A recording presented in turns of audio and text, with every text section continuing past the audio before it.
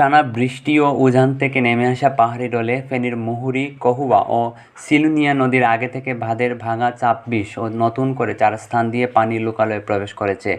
এতে পরশুরাম ও ফুলগাজী উপজেলার ৮০টি গ্রামে পানিবন্দী হয়ে পড়েছে প্রায় ১৫,০০০-এর বেশি পরিবার। আজ মুহুরী নদীর পানি বিপদসীমার ৪৪ সেন্টিমিটার উপর দিয়ে প্রবাহিত হয়। ফেনী জেলা প্রশাসন ও পানি উন্নয়ন বোর্ড সূত্র জানায়, গত ২৪ ঘন্টায় ৩১০ মিলিমিটার বৃষ্টিপাত রেকর্ড করা হয়, যা এ যাবৎকালের সর্বোচ্চ। ফেনী-পরশুরাম আঞ্চলিক মহাসড়কের বিভিন্ন স্থানে কোথাও হাঁটু পরিমাণ পানি ওঠায় যানবাহন চলাচল বন্ধ রয়েছে। ফুলগাজী উপজেলার সদর ইউনিয়নের গনিয়ামুড়ার গ্রামের মোহাম্মদ মনির আহমদ ভূঁইয়া বলেন, ১৯৮৮ সালে একবার ভয়াবহ বন্যায় বাড়িঘরে পানি উঠেছিল। এবারের বন্যা তার চেয়ে বেশি ভয়াবহ। বাড়িঘরে গতবারের চেয়ে বেশি পানি উঠেছে, তাই পরিবার-পরিজন নিয়ে অন্যত্র আশ্রয় নিয়েছি।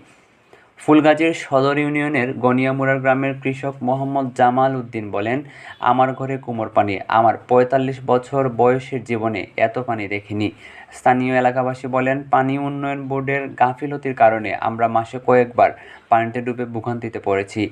আমরা ত্রাণ চাই না, আমরা স্থায়ী বাঁধ নির্মাণ চাই।